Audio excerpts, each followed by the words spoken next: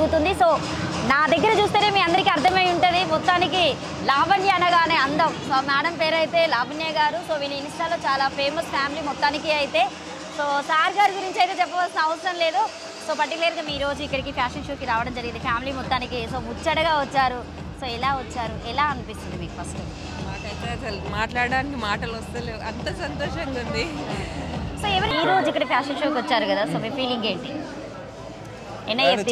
చెప్తారు. చాలా సంతోషంగా ఉంది వీళ్ళు నన్ను ఇన్వైట్ చేసినందుకు. అంటే ఇక్కడ ఫ్యాషన్ షో చేస్తున్నారు, మీరు రాండి అని చెప్పినందుకు నాకు చాలా ఆనందంగా ఉంది. అంటే నాకు ప్రౌడ్గా ఫీల్ అవుతున్నాను నన్ను పిలిచినందుకు.